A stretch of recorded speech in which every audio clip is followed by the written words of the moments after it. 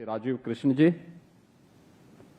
अपर मुख्य सचिव गृह श्री संजय प्रसाद जी, प्रमुख सचिव नित्य एवं कार्मिक श्री एम देवराज जी, उत्तर प्रदेश सरकार के हमारे सभी वरिष्ठ प्रशासनिक अधिकारीगण, नवचयनित विभिन्न विभागों के अभ्यर्थीगण, अभिभावकगण और उपस्थित बहन और भाइयों,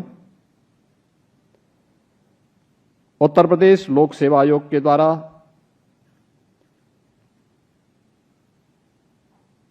मार्च में जो परिणाम घोषित हुए हैं, 21 विभागों के 932 पदों पर चयन की इस पारदर्शी व्यवस्था के उपरांत आज आप सबको नियुक्ति पत्र वितरित हो रहा है। मैं इस अवसर पर उत्तर प्रदेश शासन से जुड़े हुए अलग अलग विभागों के आप सभी अधिकारियों के चयन के लिए आप सबको मैं बधाई देता हूं, आपके अभिभावकों को भी बधाई देता हूं और उत्तर प्रदेश शासन का पार्ट बनने के लिए आप सबका मैं अभिनंदन भी करता हूं।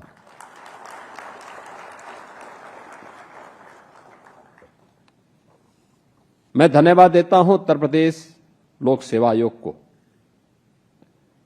जिसने भर्ती की पूरी प्रक्रिया को पूरी पारदर्शिता के साथ शुचितापूर्ण तरीके से संपन्न किया है।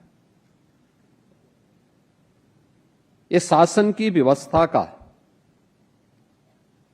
और शासन की कार्य योजना को प्रभावी ढंग से इंप्लीमेंट करने के लिए शासन की मंशा क्या है, हमारे भर्ती आयोग और बोर्ड की कार्य पद्धति उसका उदाहरण बनता है। हम ये कभी अनुमान कोई लगा ही नहीं सकता कि अगर भर्ती की प्रक्रिया ही पारदर्शी न हो और शुचितापूर्ण न हो तो जिन लोगों का चयन होगा उन लोगों से ईमानदारी के साथ परिणाम देने, प्रदेश की गति को प्रगति और समृद्धि की नई ऊंचाइयों तक पहुंचाने में योगदान वे कर पाएंगे, यह अपने आप में एक दिवा स्वप्न ही होगा। गति को प्रगति की ओर वही ले जा सकता है जो ईमानदारी के साथ जिसका चयन हो और जिसने अपने परिश्रम से, अपनी मेहनत से वह स्थान प्राप्त किया है।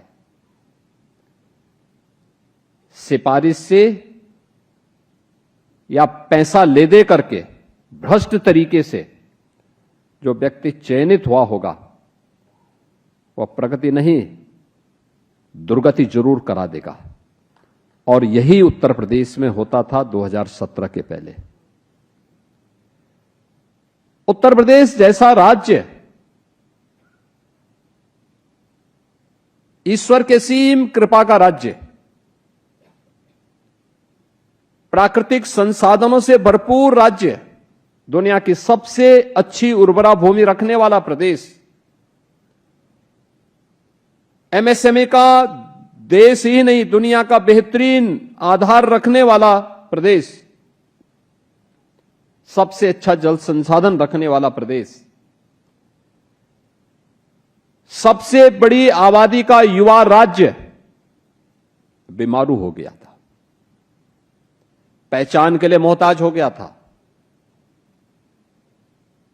प्रदेश के बाहर जब यहां का युवा जाता था पहचान छुपाता था। आपकी पीढ़ी सौभाग्यशाली है। जब प्रदेश इससे निकला उस समय आपकी उम्र 10 वर्ष से लेकर 15 वर्ष के बीच में रही होगी। अपने मां बाप का सहारा, मां बाप आपके सहारा बनते थे, भाई बहन आपका सहारा बनते थे, उनकी उंगली पकड़ करके आप तब स्कूल जाते रहे होंगे। इसलिए आपको नकल विहीन परीक्षा के माध्यम से परीक्षा देने का अवसर भी प्राप्त हुआ। आपको परीक्षा का परिणाम चाहे स्कूली शिक्षा का हो, विश्वविद्यालयों का हो या प्रतियोगी परीक्षाओं का हो, उसमें वही शुचितापूर्ण और वही पारदर्शितापूर्ण व्यवस्था देखने को मिली और चयन की प्रक्रिया में भी वही शुचितापूर्ण व्यवस्था आज देखने को मिली है, जिसमें 932 अधिकारी अलग अलग विभागों के आज हमें प्राप्त हो रहे हैं। क्या ये संभव था 2017 के पहले? कतई नहीं। आप में से जितने लोग यहां पर नियुक्ति पत्र प्राप्त किए हैं, हमारी संख्या सीमित थी, हमने उस मंच पे सीमित लोगों को बुलवाया, लेकिन मेरा मानना है कि आप में से 932 के 932 अधिकारी सीधे नियुक्ति पत्र पाने के अधिकारी हैं, लेकिन समय की सीमा आपकी भी हमारी भी, इसलिए हमने सीमित किया और विभागीय मंत्रियों को प्रतिनिधि के रूप में यहां पे रखा।